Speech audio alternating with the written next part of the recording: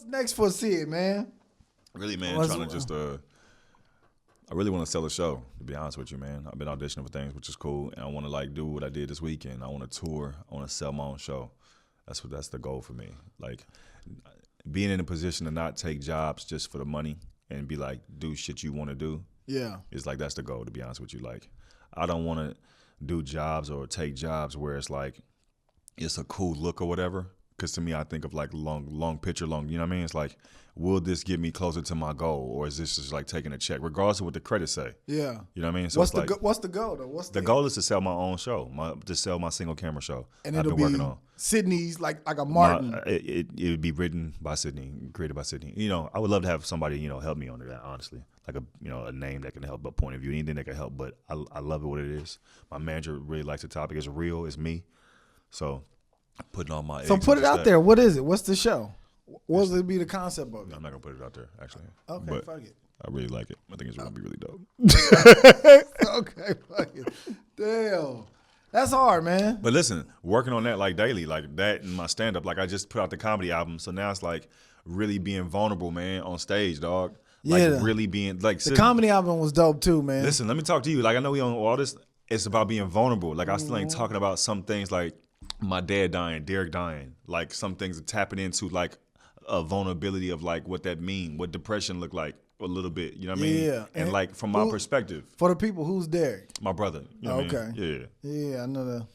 Damn. And you want to bring that on stage, or you want to bring that like on stage where it's like a point of view? Because now it's like, it's like, okay, bet in a way where it makes sense. So like it's always like I want to do the premise of like, you could go through like, go through something traumatic and, going what that's like to plan a funeral. Like, the first one you plan is your brother's like, damn. Yeah. You know what I mean? My dad died, but he was in the military. That shit was easy peasy. Yeah. You know what I mean? He had his shit set up. He had his cremation can in the corner when he was alive.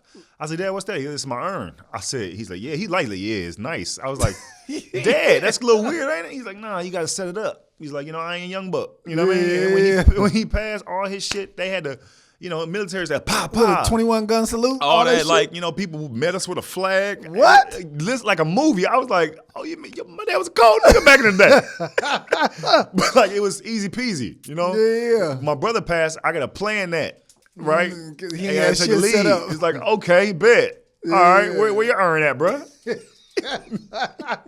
But like, I got to plan that and like going through that and them emotions and, all that and talk about that. Yeah. I remember telling my homeboy, I ain't gonna say his name, but like people always try to relate. Would be the bit, right? Yeah. Like this is real talk. I went into the union and one day I came from the Uber and I was crying in the Uber.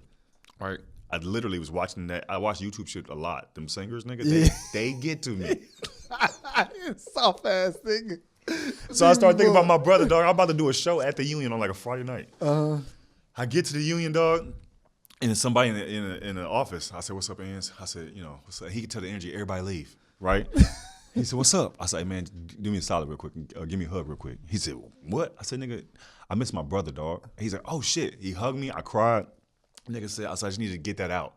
He says, brother, I know how you feel. My dog was hit today by a vehicle. He is so fucked. He said, yeah, he isn't. We don't know if he's going to make it. He's in the hospital right now fighting. He's not my brother, but he is like a brother to me.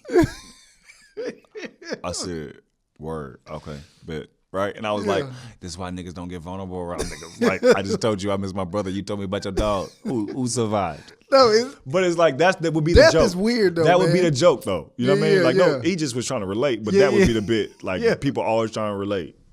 Death is weird, man. Or you just not say nothing. Like, it's weird. I'm numb to it now. Because at one point they want to console you, you know what I mean? But it's like you don't really. I remember in college, it was one of my frat brothers. It was one of his best friends that died, and I didn't really know what to say. I was like, "Yo, man, how was the funeral?" He was like, "The fuck you mean? How was the funeral, nigga? It was a burial, nigga. That's my homeboy." I was like, "Listen, when somebody died, you're the most emotional. Everything trigger you. Because when somebody died, it's dumb people that reach out to you and be like, 'Tell me that ain't true.' Yeah, he passed. How did he pass? So you think I'm finna relive this question? You think everybody's saying, and then what happened? And then what happened? Hey, nigga, I'm planning the funeral right now. That's exactly how I feel. A little different than how I feel about Kobe's death. It's like soon as I get over it, they got another tribute. Yeah, you be hard. like, fuck. It's hard. I was just getting over this shit. You a fan. Think about the family. I know. That's the crazy part. The family got and they got to keep seeing this nigga face over it. It's like, I wish fuck. you would show my brother on TV. ESPN. Man, I tell you, I show up on a rainy day in a trip. Man, hey, don't you show no clip of my brother. We ain't healed yet, nigga. God damn. Yeah. You be like, shit, I was just getting over it. I was just getting back to myself. Man, I remember when my dad died, I remember trying to do jokes and I wasn't ready. I remember being at the Ha Ha Cafe. What you mean you wasn't? You would start talking about it. It was too soon. You would start crying in the middle of your set. He had passed on like a Tuesday. I was like, I'm grown. This is how you do it artistically. You're supposed to talk about what's real.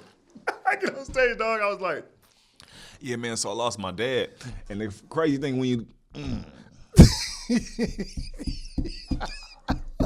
And then somebody in the back, I think it was I don't know, somebody like... Let him use you. She was like, it's okay, baby. And I was like, ooh, that wasn't supposed to be this. I was like, all right, so... gas prices is crazy, right?